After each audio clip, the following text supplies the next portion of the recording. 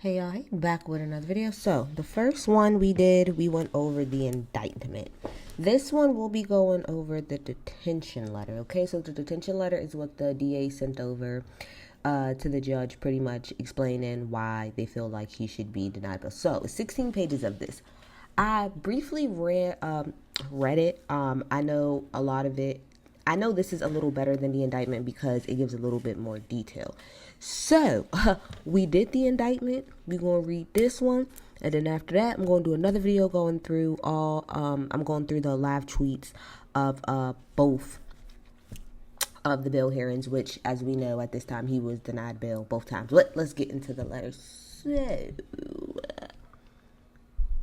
dear Judge, what is this? No judge names. Tarnofsky, I'm going to say that. The defendant, Sean Combs, a.k.a. Puff Daddy, a.k.a. P. Diddy, a.k.a. Diddy, a.k.a. PD, a.k.a. Love, was taken into custody this morning after a grand jury sitting in this district returned a 3-count indictment charging him with his crimes related to his decades-long pattern of physical and sexual violence against multiple victims, and his use of force, threats, and coercion to enact his will, protect his reputation, and fulfill his sexual desires. The government respectfully submits this letter in anticipation of the defendant's appearance before this court later today, and in support of the government's request for the defendant's detention pending trial. As set forth below, there is no condition or combination of conditions that will reasonably assure the appearance of the defendant as required in the safety of others and the community, not to mention the integrity of the proceedings. As reflected by the gravity of the charges in the indictment, the defendant is dangerous and poses an ongoing threat to the safety of the community. If released, he remains a serious risk of flight despite conditions offered by his counsel. So pretty much they're saying, everybody gave up their passport, like all of the kids gave up their passports except his grown sons. He gave up his passport. They also said, the defense said that they were working on selling his plane. And they had like 3 different buyers, but they all fell through. They probably don't want to be connected to that. And we'll get into that when we go through the tweets, but they're pretty much saying all of that, we don't care. He could still leave at any point in time, which is just because he sells his plane, that doesn't mean that he can't get another plane. Like, I get that y'all trying to show good faith, but like, no. Okay. Most glaringly, the defendant also poses a significant risk of, of obstructing justice. Indeed, and as set forth below, during the course of the charged conduct, the defendant has attempted to bribe security staff and threaten and interfere with witnesses to his criminal conduct. He has already tried to obstruct the government's investigation of this case, repeatedly contacting victims and witnesses and feeding them false narratives of events as described in detail below. See, that's what we need to get into. The intimidation, the coercion, that's what we need to know about. There are simply no conditions that will ensure that the defendant's efforts to obstruct and tamper with witnesses will stop. The defendant, therefore, cannot overcome the statutory presumption in favor of detention. The court should order him detained. So what they're saying is that he needs to stay in jail because, number one, he is a safety to the community. Number two, he's definitely a flight risk, but most importantly, he's intimidating witnesses and victims, which is probably the biggest one that's really a problem out of all of that. We don't have to go through the background because that's okay. Let's go to A. Combs' use of violence, threats, and coercion. Since at least 2008, see, that's all they can start from, but I know it's before that. Since at least 2008, the defendant and other members and associates of the racketeer enterprise alleged in the indictment, the enterprise, which includes the defendant's multifaceted business empire, wielded the power and prestige of the defendant's reputation as a musician, entrepreneur, and figure in the entertainment industry to commit federal crimes, including racketeering, trafficking, and other offenses. As charged in the indictment, many of those crimes involve the abuse and exploitation of women and other crimes of violence. And remember, they also said in that press conference that they had videos. They have videos. So let's get into it. So that's trafficking and abuse. Using the power and prestige of the enterprise, the defendant lured female victims into the defendant's orbit, often under the pretense of a romantic relationship. Cassie, right? Okay. The defendant then used force, threats of force, and coercion with male commercial workers that the defendant referred to as freak-offs. Freak-offs is said God knows how many times. It's really insane. Freak-offs were elaborate performances that the defendant arranged, directed, masturbated during, and often electronically recorded.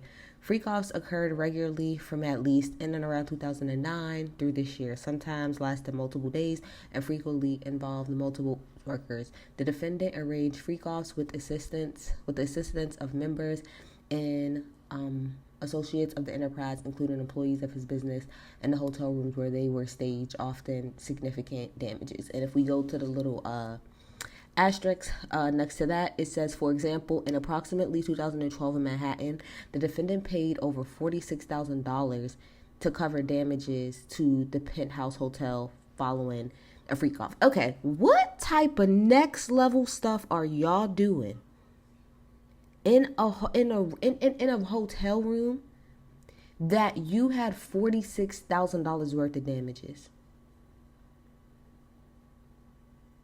No. I could not imagine the nonsense that went on in that room. That's nasty, okay? And they said that these things lasted for multiple days. I can't go get no Chick-fil-A days? Okay. All right, let's keep on. The defendant ensured the victims will participate in freak-offs through coercion and violence. For instance, the defendant provided controlled substances, include ketamine. No ma'am to ketamine. Ecstasy and GHB to female victims so that they could and would continue to engage in freak-offs despite fatigue, physical and emotional exhaustion and pain. Like they said, days. Additionally, both during freak-offs and separate from freak-offs, the defendant subjected female victims to physical, emotional, and verbal abuse, in part to cause them to engage in freak-offs. The defendant hit, kicked through objects, and dragged female victims, sometimes by their hair. At least a dozen witnesses will confirm that they personally observed the defendant's violence towards women or the injury sustained by a woman at the defendant's hand. See? Witnesses. This is what witnesses. One incident of physical abuse occurred when a female victim was attempting to leave the hotel following a March 2016 freak-off. So, okay. They're getting into the whole situation about Cassie, right? So we don't really have to go into all of that because we know what happened there. No disrespect. Let's go to other violence, right?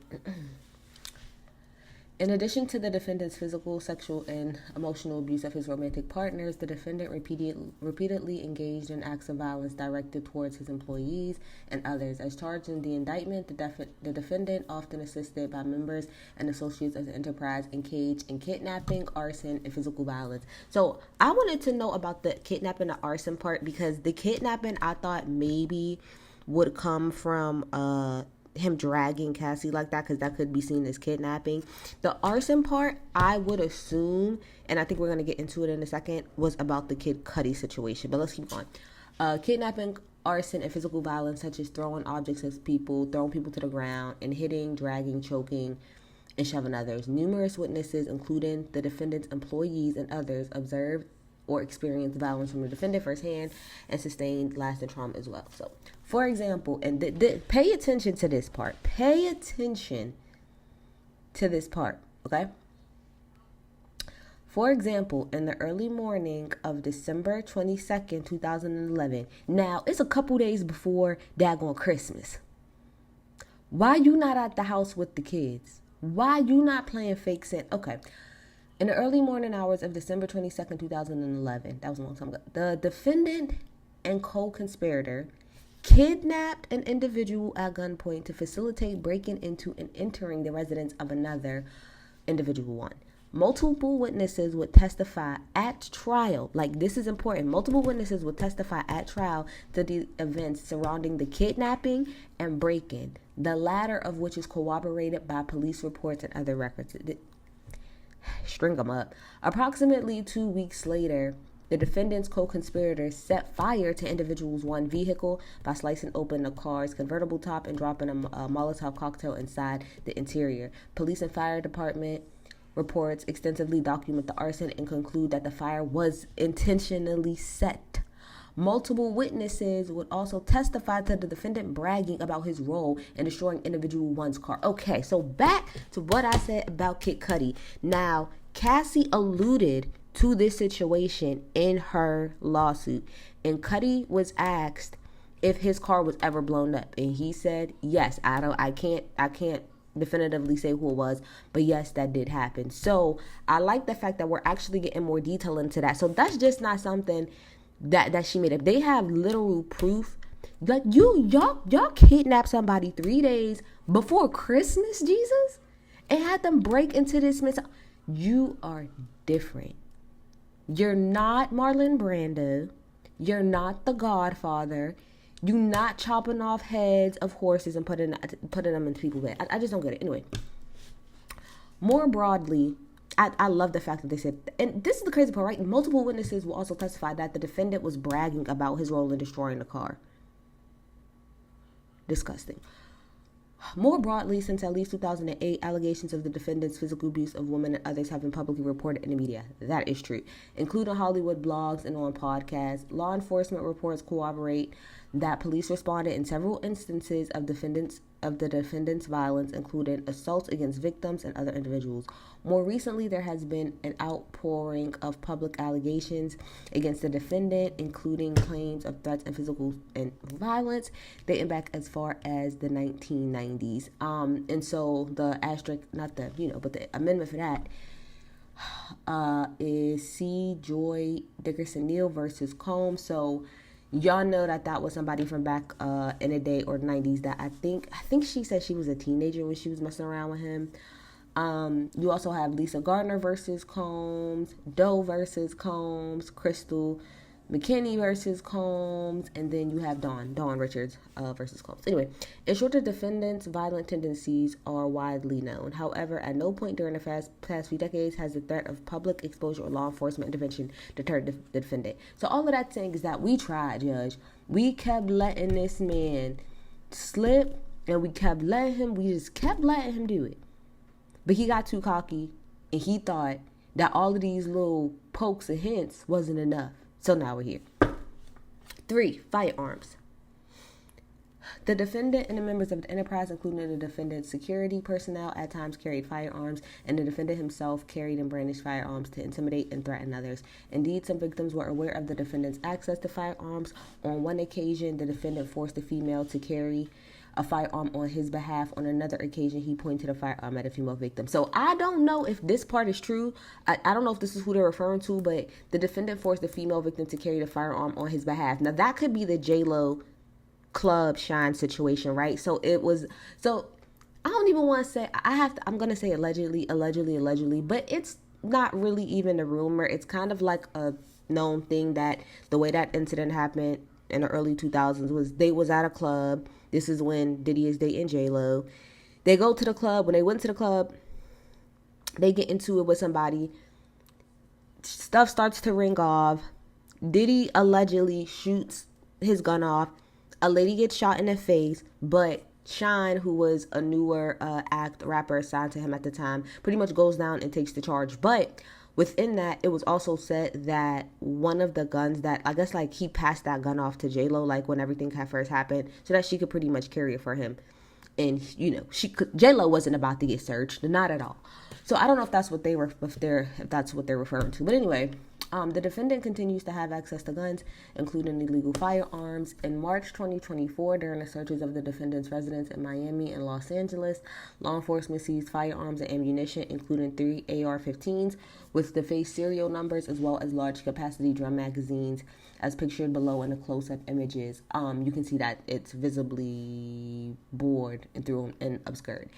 And that's what, like, the next couple paragraphs say. But they did say during the press conference, because they were talking about, like, well, isn't he legally allowed to have guns? And they're like, we don't care about the guns part. It's the fact that you're scratching off the serial number. And that's something for all you peoples to know. The charge goes up when you guys take the serial number off of the gun. I mean, you're going to get in trouble either way, but you get an extra charge and longer time. And a more serious charge is not having the gun. The most serious charge is the fact that you scratched off the serial number. Because again, that implies that you're trying to hide something. You don't want it to be traced back. Blah blah blah blah blah blah blah blah. That's just the. Y'all might as well just leave. Y'all might as well just leave the serial number on there and just get caught. Like, y'all gonna do more time when y'all scratch it off. I'm just saying. Anyway, so they go. They go on to pretty much say that let's see. Yeah. Even if the defendant were personally restrained by the court from obtaining new firearms himself, he could retain access to them through others. And so the others are, says on the bottom, certain of the firearms seized during March 2024 searches was licensed to a current member of Combs' security staff. In addition to that individual, during the course of the charged conspiracy, Combs has employed other security staff members with significant criminal history, including violent crimes and firearm offenses, meaning like he's, again, we could tell him all that we want, that like he's not allowed to have guns, but he has more than enough people around him that's able to get it. And he also actually has people who probably even shouldn't be around guns being around guns. Okay.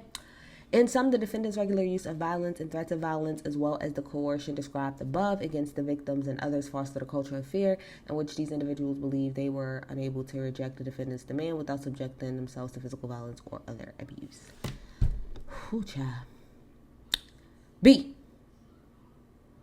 Combs robbed witnesses and obstructed justice. So what I'm getting throughout, like when I really listened to everything and all of the trial that was going on yesterday, or the bail review that was going on yesterday, this is mostly what they harbored on, is the fact that he was bribing witnesses and he was trying to intimidate people. So let's get into that.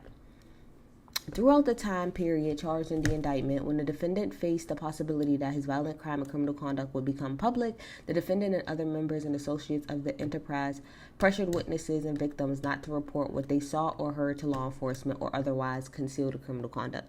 For example, and as noted above, in March 2016, they go through the whole thing about what happened with Cassie. So when a member of the hotel security staff intervened, the defendant attempted to offer the hotel security a stack of cash to ensure his silence. After the security guard refused the defendant's bribe, and after the coordination between the defendant and his employees, the defendant's staff contacted other members of hotel security.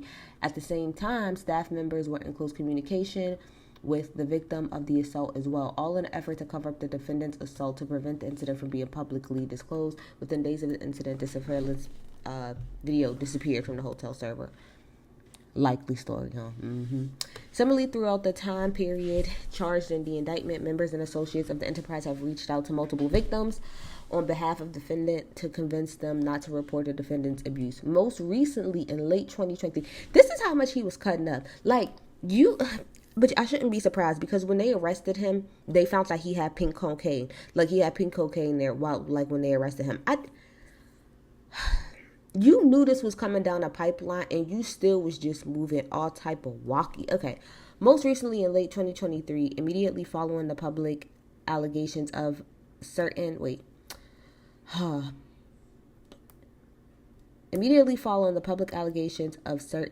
the defendant's crime.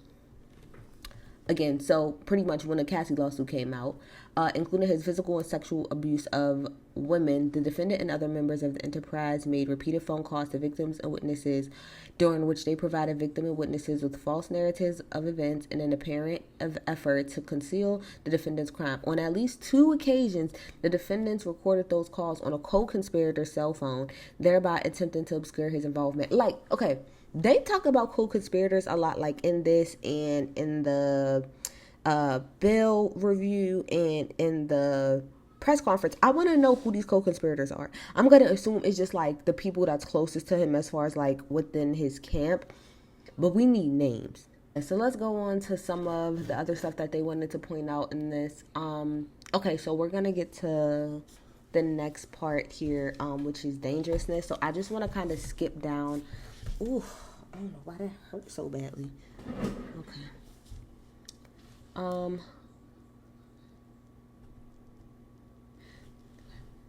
Let's get to the dangerousness part. Okay, so a defendant is charged with serious and violent crimes. As charged in the indictment, the defendant has physically and sexually abused women and others for the better part of 2 decades. The trafficking charge based on the defendant's abusive conduct, count 2, with it a presumption of detention, and detention particularly supported by the facts of this case. Since at least 2008, the defendant has engaged, in all of those things. Okay, as set forth in the indictment, the charges against the defendant capture significant additional violence, both spontaneous and premeditated. On numerous occasions, the defendant assaulted women, employees, and others when he became enraged by throwing objects at them, choking them. Yes. Okay, and then we have, moreover, the defendant's violence and abuse often occurred behind closed doors, including in his homes, hotels, where he was staying, and other private settings. He has assaulted victims, employees, and others, and even brandished a firearm at a victim in his homes.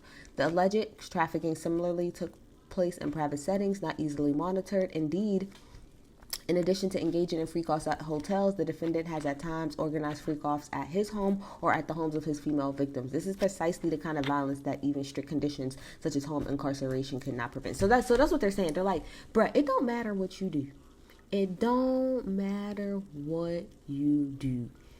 That man, if he want to get it done, he's going to get it done.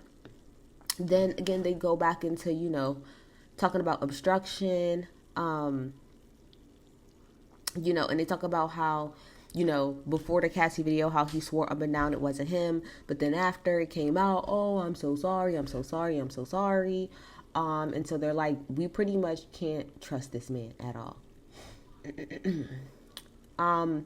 They also have here, okay, more recently, the defendant has directly and through intermediaries engaged in obstructive conduct related to the matters under investigation in this case. Specifically, following the November 2023 lawsuit, the defendant acting on and intermediaries acting on his behalf reached out to potential victims and witnessed alleged conduct, including individuals he did not speak to regularly and had not spoken to in years, to attempt to feed those victims and witnesses false narratives. Same thing that they said earlier. So again, you're reaching out to people and you can't say, oh, I was just checking up, because these are people that you have not even attempted to do anything with, right?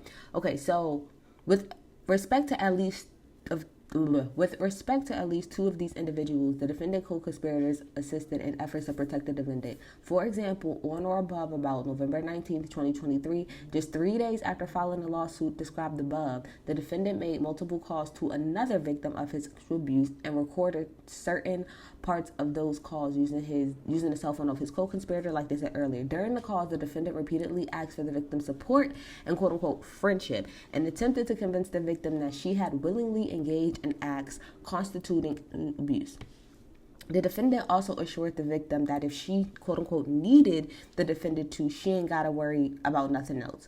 A thinly veiled attempt to coerce the victim into adopting and supporting the defendant's false version of events to protect the defendant. Even more concerning, since learning about the criminal investigation, including the following of the search warrants at his residence, Combs contacted other witnesses on multiple occasions, including other witnesses who had received grand jury subpoenas. That's where you really mess up at. That's where you really mess up, because everything else, I feel like, okay, so we know at this point that he's still in jail, right? But I feel like that's really the biggest thing. I feel like they could have possibly argued down the flight risk and people coming to his house and stuff, but it's the fact that you're intimidating witnesses, and not just that, but people that are being subpoenaed. You are contacting people that have already been subpoenaed. That's why they're not with it. You are not the smartest cookie in a cookie jar. And it comes off to me like his lawyers obviously didn't know that he was doing these things. It's just him trying to move on his own, thinking that he could figure it out on his own. They also talk about, again, so we move on to the risk of flight. So again, they go on to talk about, that he's definitely a risk, simply because they said that the crimes that the defendant is charged with carry significant penalties, including a mandatory minimum sentence of 15 years imprisonment with a maximum of life. So looking again here, the defendant is facing at least, and they have at least, like italicized, at least 15 years imprisonment if he's convicted. This fact alone would provide a compelling incentive for anyone to flee from prosecution, but the incentive to flee is especially strong for the defendant, who at age 54 faces the real prospect of spending a substantial portion of the rest of his life in prison. That's exactly, if he goes to prison 9 times out of 10, he's gonna he might not die in prison, but possibly. Diddy is 54. So if he was to, like, let's just say get sentenced when he's 55, that means he don't get out till he's 70. Like, that man, that it's definitely a risk, you know, of that. So, and, you know, they talk about, you know, how they know that he has access to a lot of things, so that don't really mean much. And then, you know, they say the weight of the evidence is a lot that should be really pretty much taken into consideration. And then finally, that the defendant's proposed bill package isn't sufficient.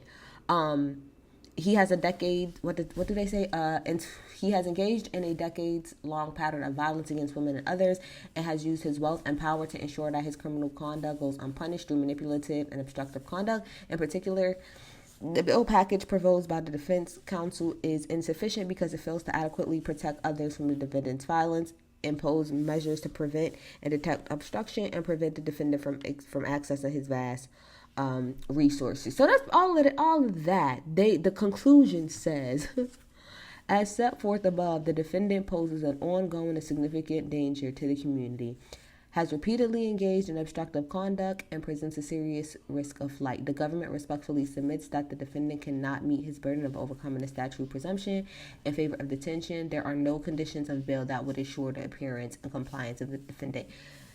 Accordingly, any application for bail should be denied. Long story short, shout out to Damian Williams. Long story short, there's nothing that they could give us, talking about, like, Diddy's team. There's nothing that they can give us that's gonna make us want to let him out. Nothing. You could get, it was $50 million plus the house on Star Island, plus his mama's house that's in Miami, plus some other assets, and they said no thanks. No, we're actually good because you're going the fuck down. Yeah, you're going down. So the detention letter, I thought was much more interesting than the indictment, simply because it gave a little bit more context. And I know a lot of people were saying when the indictment came out that it seemed like they were only really focusing on what happened with Cassie, but I feel like that's because that's the most public thing. Everything else, they don't want to give everything away. They kind of want to wait till the trial starts and stuff. So let's just keep referencing the most known case and the most public thing, which the judge touched on, and we'll talk about that in my next video. But yeah, I'm not mad at none of that. It's the obstruction part. I'm telling you, the flight risk. I think anybody with a lot of money is a flight risk. So you just got to kind of weigh it how you want to. But it's the obstruction part. It's the fact that you're literally intimidating, again, not just witnesses or people that you ain't talked to in a long time, but people that's actually getting called to the grand jury, which means that you knew that you was under investigation and still pulled that nonsense. So just because you're out on bail, what makes them think that you won't? You didn't care when you knew you was under investigation. You did it anyway. You did it after these people were subpoenaed. Make it make sense, Jesus. Begin in the comments. Let me think what y'all think. I'm out. Bye, you.